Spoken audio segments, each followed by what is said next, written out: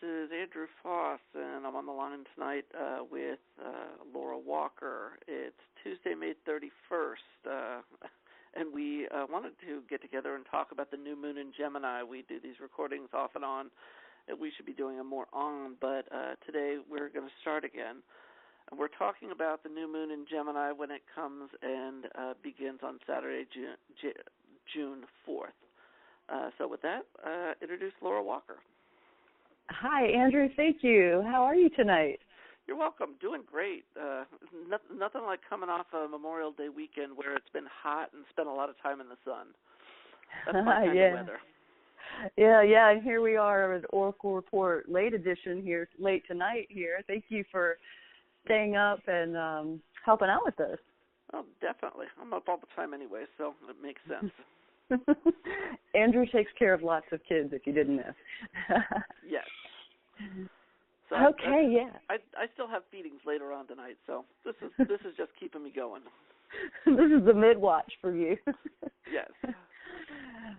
Yes. Okay. So yeah, it's Tuesday, May 31st, the ending of this day, and today in the Oracle Report was so fun to talk about this lovely grand cross that's beginning, and that's going to be in effect at the Gemini New Moon, the Gemini lunar cycle, which is June 4th, and it comes in at 11 o'clock p.m. Eastern Time.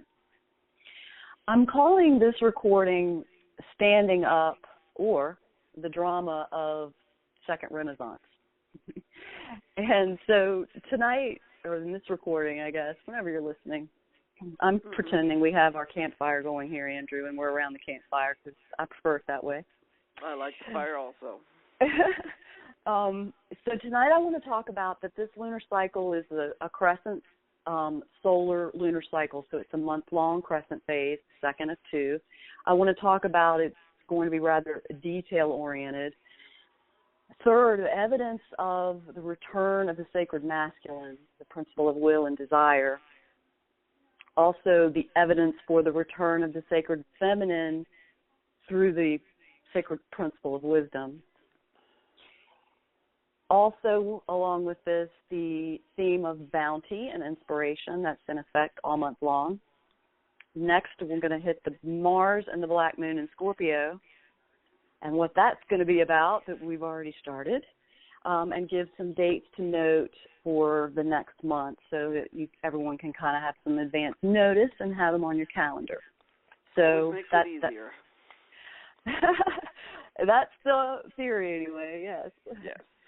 Okay, so let's start. Okay, number one. This is a crescent solar lunar cycle, meaning it's like a month-long crescent moon phase. And this year, this solar lunar year, we have two of these. The Taurus lunar cycle was a crescent phase, and this one, a crescent phase for this cycle. Crescent phases innately stimulate challenge because in the medicine wheel, this is the time when that's aligned with the plant. Andrew, I think we need to start over. Okay, that's okay. Hold on. I can do better than this.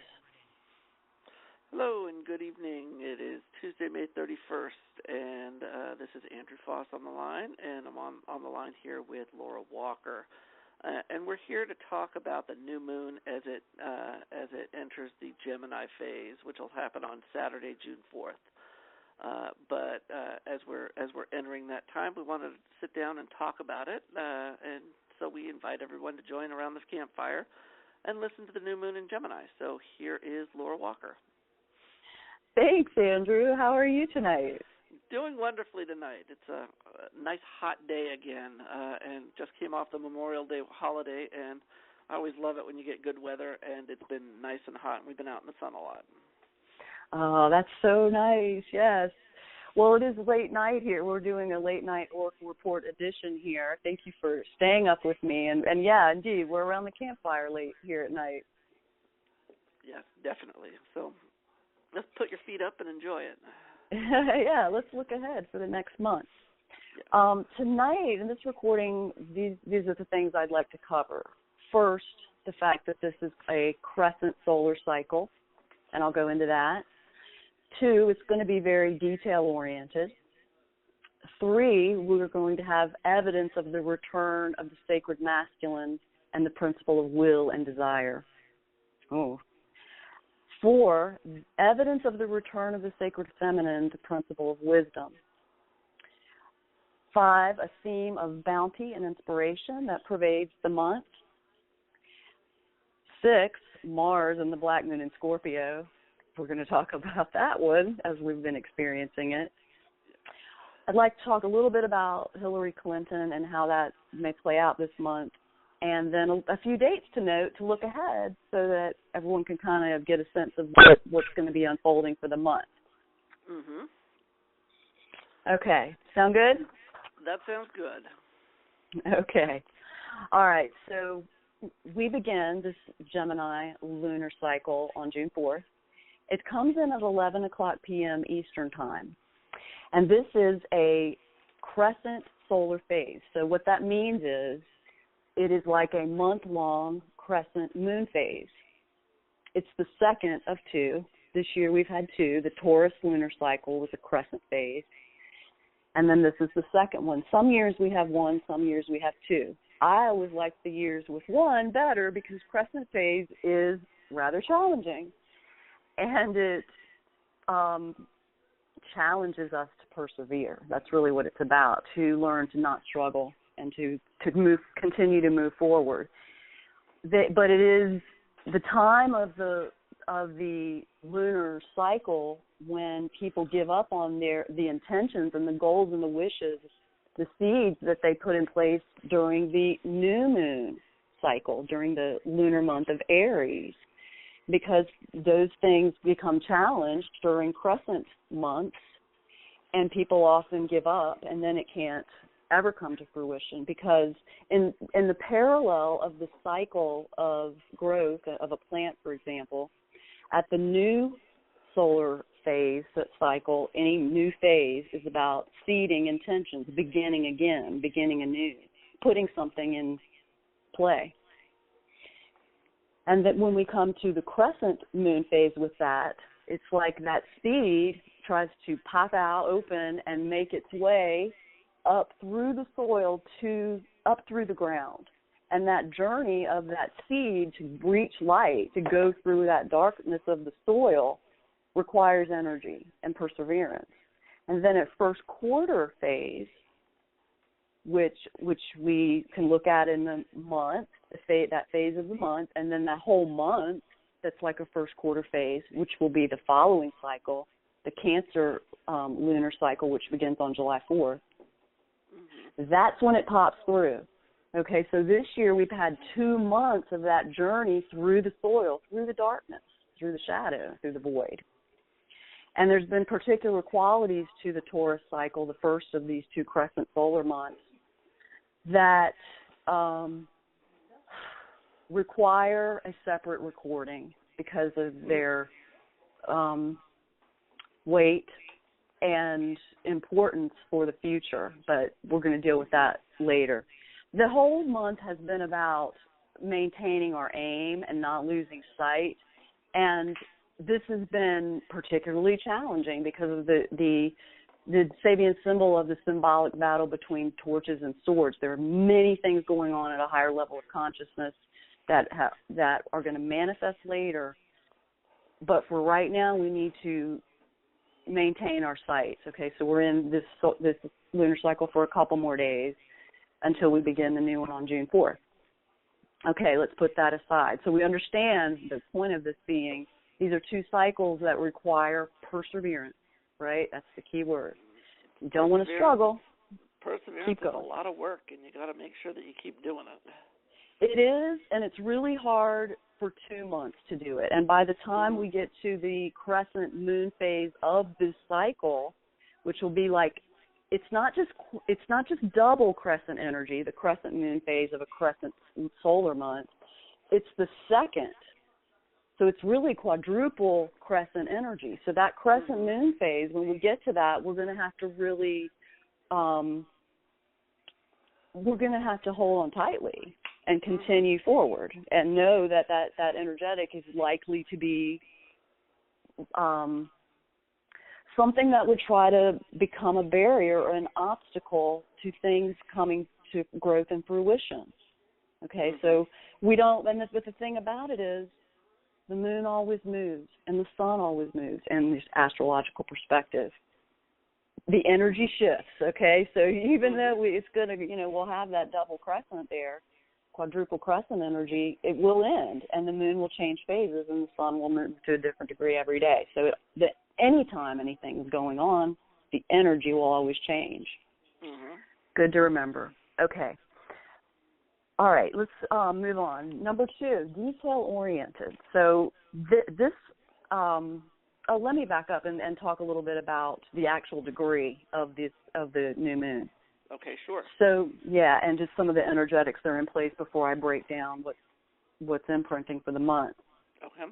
So the new moon is at June 4th, 11 o'clock p.m. Eastern Time, and Venus will be conjunct the new moon. It's a very tight conjunction, just within like 20 arc minutes.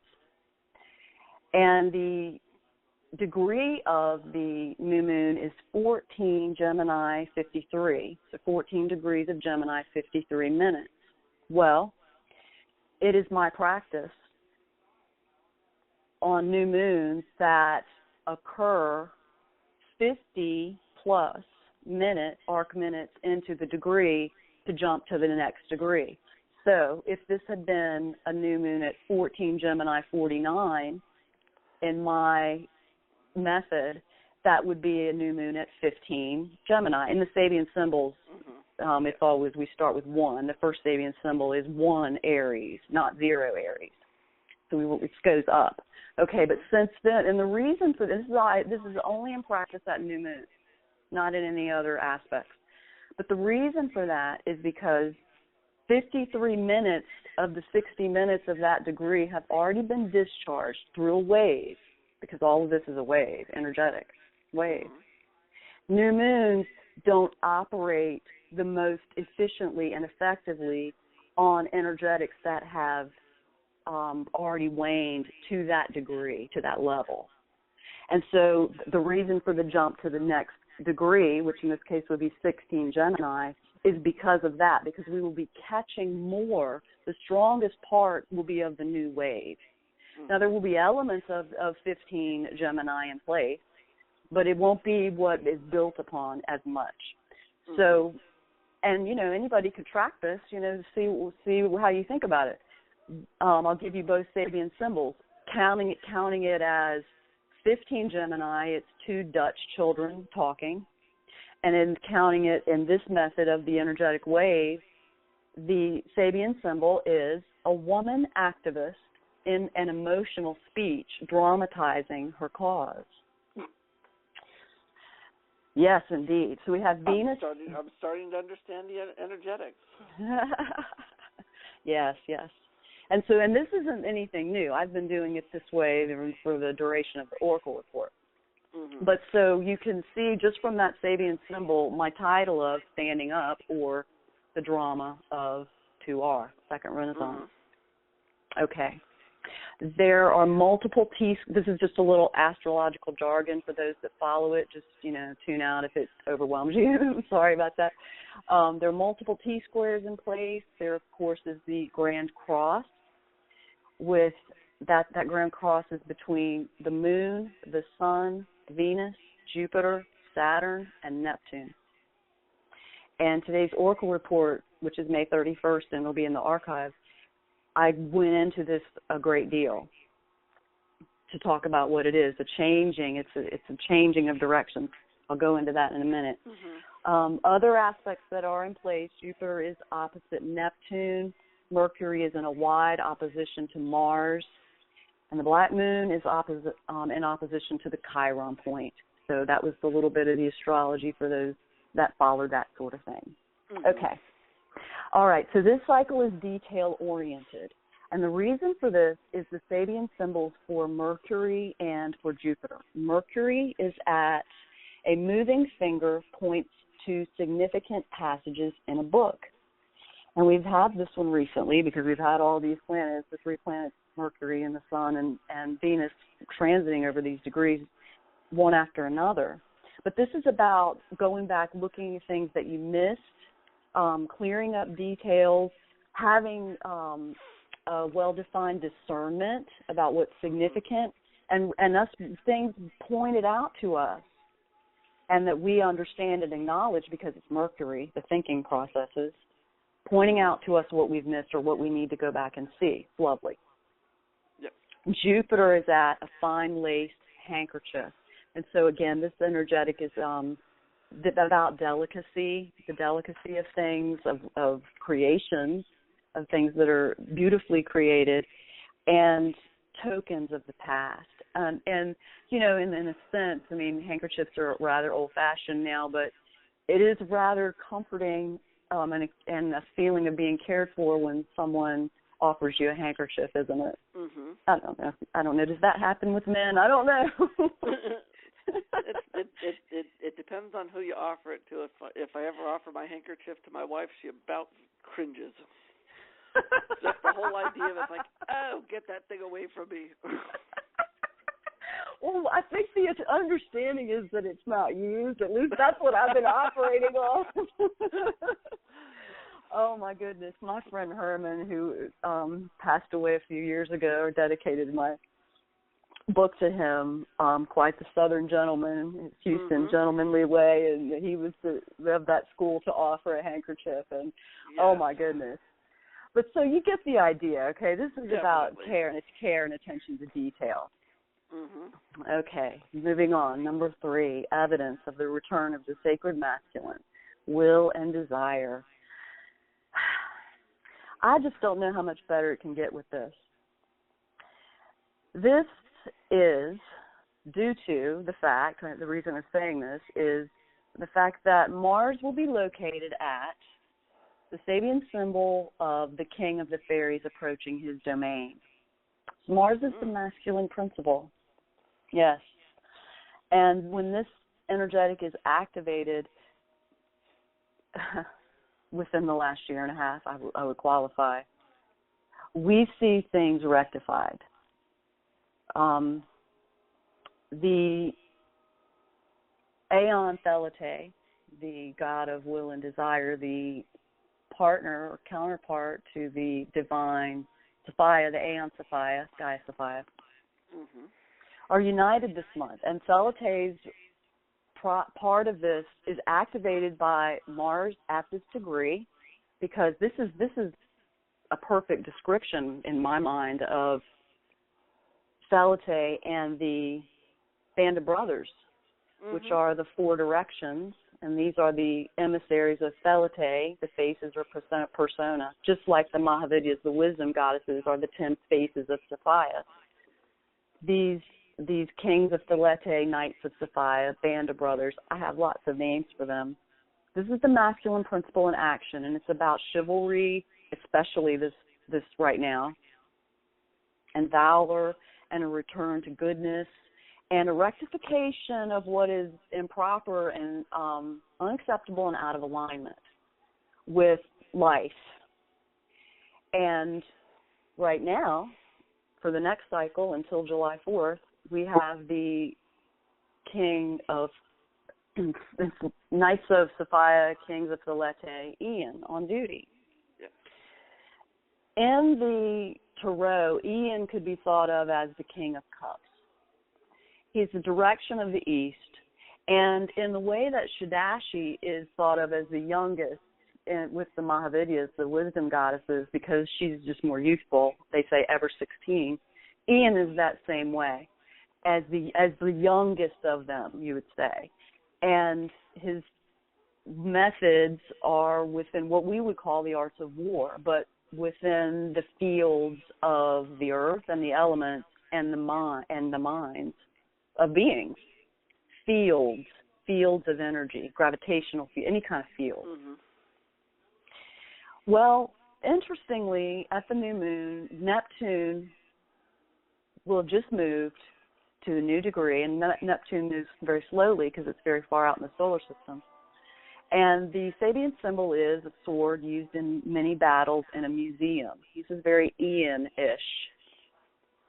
This Grand Cross that's in place, That began today, and is in place at the new moon, which means it's going to disseminate or play out all month long.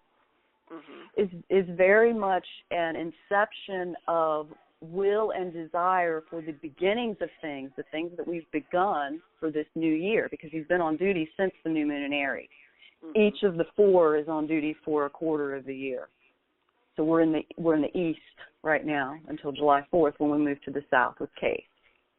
So we have this masculine principle with Mars, with the king of the fairies. We have Neptune, at the sword used in many battles in a museum, and this Grand Cross with Saturn involved, Neptune's involved in Jupiter, and it is a Grand Cross at four directions. It's at the four signs that are the mutable signs, the four signs of the medicine wheel, the four directions, the same thing. All of this, the cardinal points, but these aren't cardinal, they're mutable. Okay. This means that this principle, this masculine principle, and with the unification of the feminine principle, which I'll get to next, is an imprint, and it is a shifting, it's a turning of direction towards rectification, because it wants alignment. It's all aligned. It's all four quadrants, basically. And so keeping in mind the medicine wheel and where we are in that natural way of experience and counting of time, understanding that the principle of will and desire is going to take up the sword of light. Remember, we're in the month right now of the symbolic battle of swords and torches. Well, it's very interesting. These are both happening during all these two energetics during these 2 months, 3 months that are Ian's cycles of duty. Okay, so what this is the masculine, approaching his domain, the king of the fairies, return of chivalry, valor, rectification, and alignment for protection of the goddess, women and children, and life itself.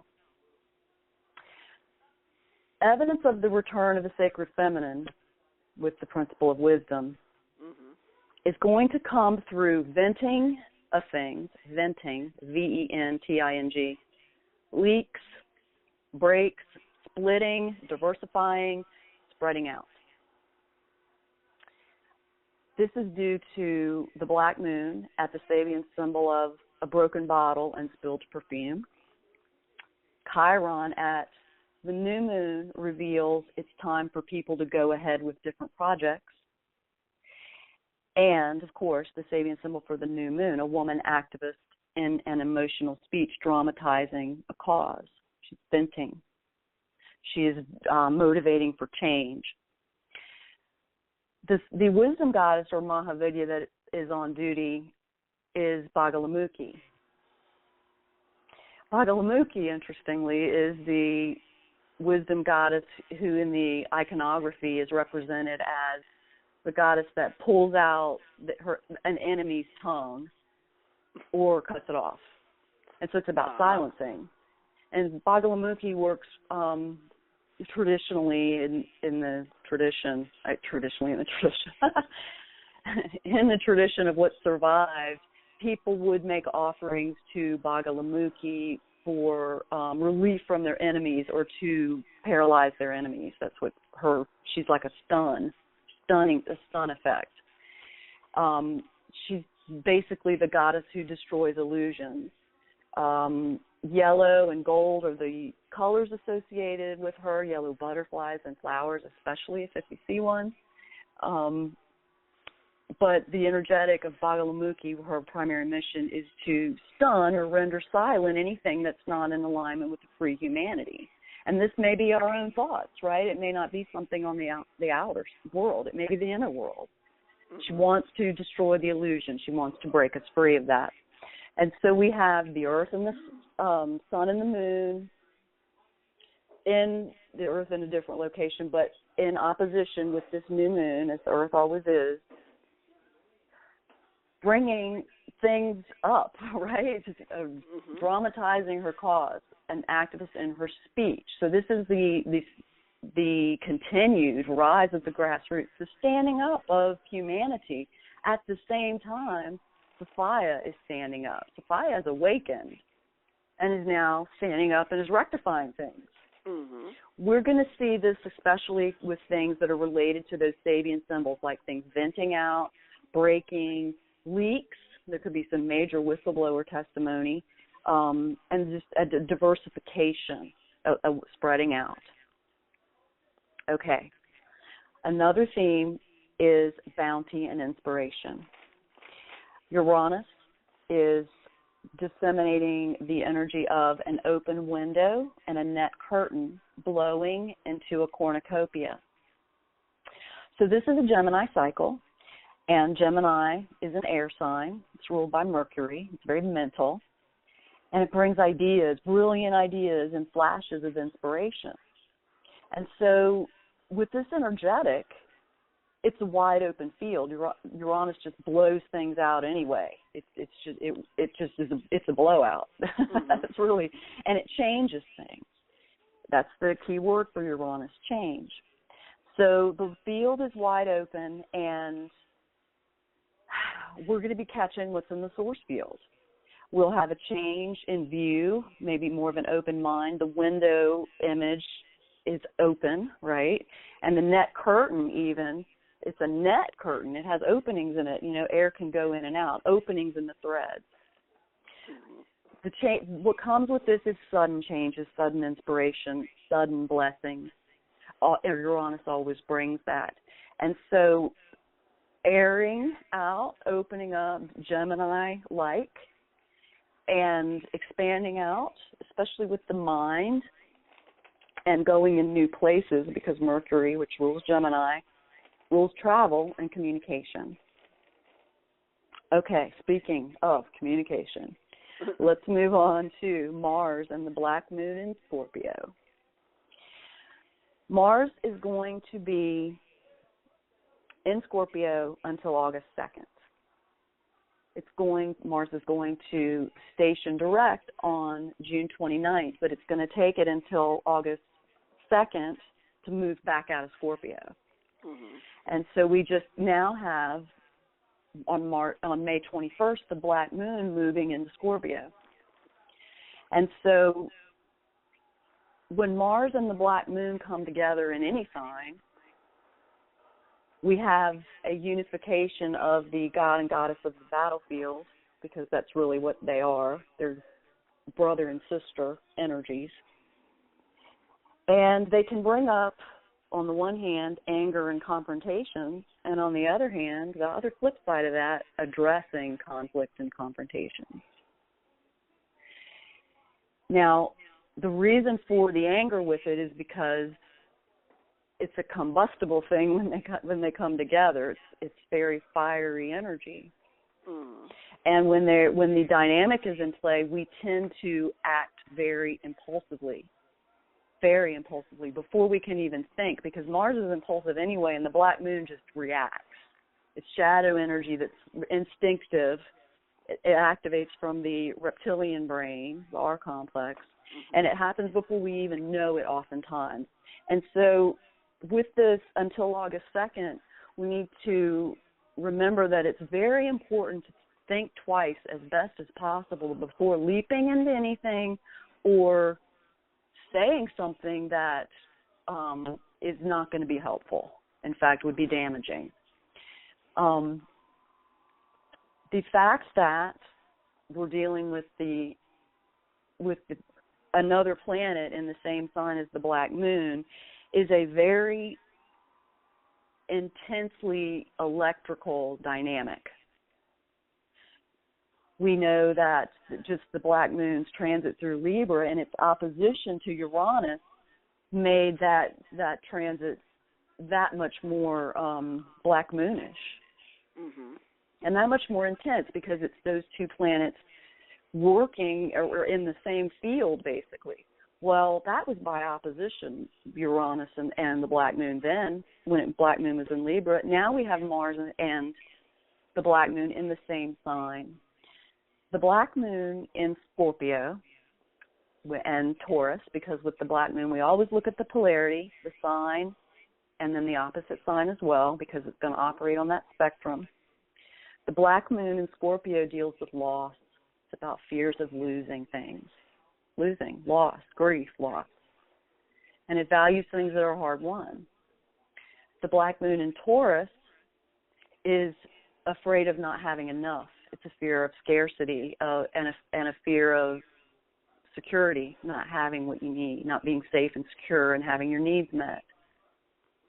And it tries to stem that feeling of not having enough, filling the void by infilling from the outside. And so it will tend to manifest in ways like overspending, over-consuming anything, overeating, over drinking, whatever. Gluttony. Yeah. But not really. I mean, it can go like that, but it doesn't have to be to that extreme, even, and it's oftentimes very unconscious. Yeah, but that would definitely, when it was being that octave of activation, that would be the spectrum. But what it will do, while the Black Moon is in Scorpio, it's going to have us looking at what's really a loss and what's really a value. And what is really security, and what price is that, and what are we willing to pay for that, and where does liberty fit into this? The energetic is strong. There's no way to minimize that, because when they come together, it just gets very angry. The people get angry, but they also get very depressed, because the way that Mars works, Mars energy will either act out in the world with anger, or it will act inward and turn it inward and become depressed. It's the same thing. They are the same, anger and depression. Just different sides. And so we need to understand about conflicts and confrontations and divisions are easier to push right now. Divide and conquer tactics. All of this anti-law enforcement stuff, all of this political correctness, the free, the attempt to control free speech, all of these kinds of things are the perfect divide and conquer scenarios that are a setup, and they manifest in people's lives in individual ways in different interpersonal reactions. Well, right now people are going to be reacting very defensively to things, and so choose your battles, and how you're going to respond to things, or if you are activating a woman activist in an emotional speech dramatizing her cause, plan it out. Think about the consequences of things. We would tend to not do that. We would just act without thinking. And it's not necessary, and it just can make for having to go back and redo, and just slows up the process. Okay. Part of the Parliament of Wise Owls, people should remember the being a wise owl in a tree, and really just kind of sit back and hold on to it, not let yourself burst out right away, because Lord knows I know how to do that. Well, and there's the Black Moon's going to be in Scorpio until Valentine's Day 2017. It takes 9 months to move through a sign, so we want to stay in for the long haul. Of course, Mars isn't going to be in Scorpio, all that time, but yeah, it's always better to practice that. Addressing things is really the best way, the highest use of the energy, addressing the conflict and moving beyond it, and finding the higher meaning of that, the balance with that. The unification that I'm talking about here with the sacred masculine and the sacred feminine is going to be evidence that things are unifying. It's already evident. Things will come together in a new way, and they're preparing for a transition and a shift in direction for the July 4th Cancer New Moon. Okay, so you can see how this cycle is kind of loaded up with some things that play into that Crescent Phase theme of perseverance. And I think this is helped by understanding that we're on a magic carpet ride. And we don't know where the ride's going to go, because when this ride started back at the New Moon in Aries in April, Uranus was conjunct the new moon. Well, Uranus, again, is unpredictable. It makes sudden changes. It's the unexpected. You don't know. Mm-hmm. We can have a general sense, but it's about the ride. It's about enjoying the travel as best we can. When the black moon is operating, and if you have the sun or the black moon or Chiron in Taurus or Scorpio, the way that the energetic of the black moon operates is to produce a change, a rebirth. It wants us to surrender to what's happening, allow the fall of everything that's falling away from us that we no longer need, and not resist it. And so resting is important, taking care of yourself is important, and viewing losses in a different way and your safety and comfort, what that really means, and that value system, that's what this transit's about in a nutshell for everyone that falls in those categories. And we'll continue to talk about it as it goes on. Exactly. Hillary Clinton, just talk briefly about that. I believe she's going to try for a comeback that's going to be thwarted. I say this because, well, first of all, the energetic of the new moon and Venus of the woman activist dramatizing her cause. It's only a cause that's just, and I would, I'm not really interested in debating the duality of the political system, but I don't think I've made any bones about the fact that I don't support her in any way, and I think she should be in prison. But that says it just about perfectly. And it's just a perfect way for that divide and conquer energetic to come into play. All of this, it's so polarizing, I guess is the word. It's mm-hmm. Because it's so blatant, because it has to be, because the game's over and they're making their last stand, and this is drama. As I said, the drama of Second Renaissance. But back to the point. Not only is that the Sabian symbol in place for this month, but Saturn, which is retrograde, is located at a widow's past is brought to light. And so the past is going to be brought to light for anybody, especially if they've been hiding things.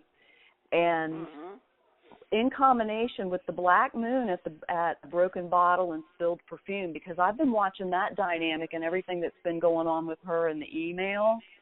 That dynamic, there's activation for her. I have no interest in looking at her chart to see if it's actually if that degree is being aspected or is in play in any way. But let's see. Yeah, I think that I don't think that her efforts will be rewarded, because I don't feel the energetic is going that way in her favor. Okay, finally, to wrap up, here's a few dates to look at. First one, of course, is not of course, because I haven't talked about it yet. The first one is June 3rd, and this is the Sun opposition of Saturn. It occurs at 2:38 a.m., and anytime the Sun conjuncts or is in conjunction or at the same degree or in opposition at 180 degrees away, this is going to produce an electrical effect in the electric universe theory, which means there would be geologic tectonic effects on Earth. We're already in, heavy activity with this. This is, that's just, the scientific principle will play out. We'll see it. Of course, number 2, June 4th, we have the new moon in Gemini, the cycle we're talking about. June 6th, 4:37 p.m. Eastern Time, that will be the exact conjunction of the Sun and Venus.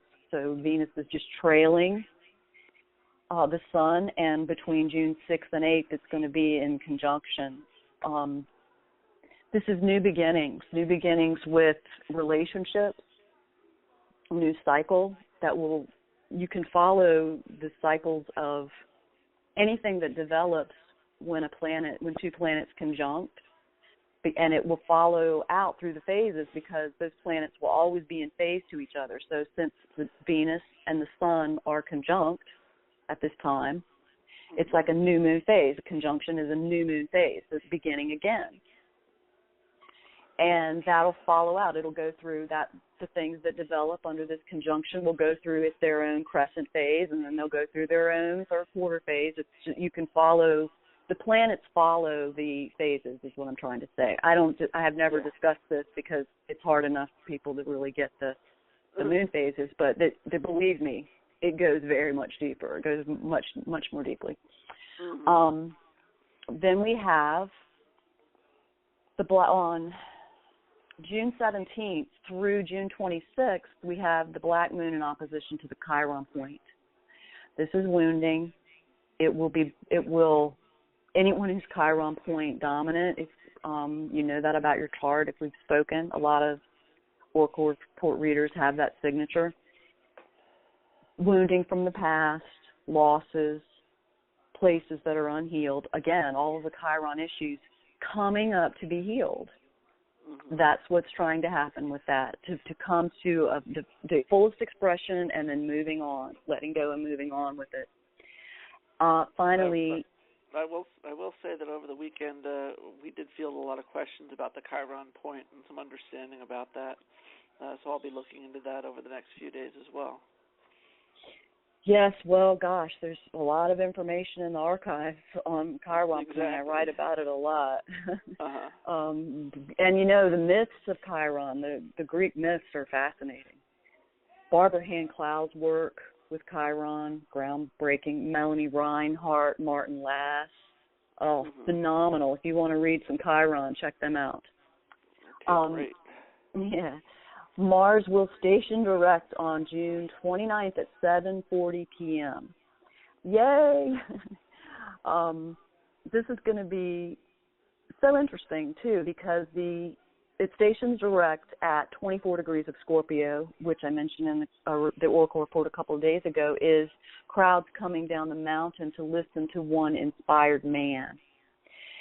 Mars stationed retrograde on April 18th at 9 degrees of Sagittarius. So it's moved all the way from 9 Sagittarius. It's retrograded back. It's going to retrograde back all the way to 24 Scorpio.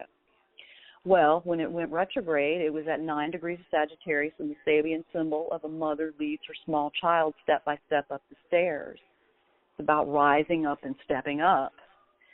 And then when we look at the degree of the direct, the crowds coming down the mountain, here we've risen up, stepped up, and then we're going to come back down wiser, more experienced, and inspired. That's what Mars retrograde has been about, reworking things step by step, leading us along the way until we reach it, and then we're like, yes, and we come down the mountain with the inspiration. And so this will be wonderful because the energy of Mars has been reworking how we use our energy, and now all of that moves forward again to come back into play. It'll slingshot back and begin to move on, and it will move back into Sagittarius. The new moon in Cancer, July 4th, and the degree is 14 Cancer. Again, we'll be looking at that. The Sabian symbol is a very old man facing a vast, dark space to the northeast. 14 Cancer is the degree of Sirius, and the energetic is Sirius as in Sirius. And it's about seeing the truth and the purpose of things being revealed. And there's a lot more we can talk about that, but that's just a little bit of a look ahead. Again, we'll be at first quarter solar cycle, a month-long first quarter, so that means everything that we've been working with and developing and persevering with and challenges we've been facing over these 2 months, the Taurus cycle and then now the upcoming Gemini, is all going to come out and come up to the surface. So that's where we're going. Okay, that's all I've got, Andrew. I think this has been a long enough day for us. Hey, it's exciting, and I love doing these calls and going through the energetics because it helps me kind of plan what to look forward to over the next month. So I thank you greatly for sitting down beside the fire and talking about it. Oh, thank you. I appreciate it. I know it's late and all, and you certainly have a lot going on, but hopefully it'll be helpful for people, and of course, we'll be talking about it every day on the Oracle Report. Exactly. So, everybody, thank you for listening.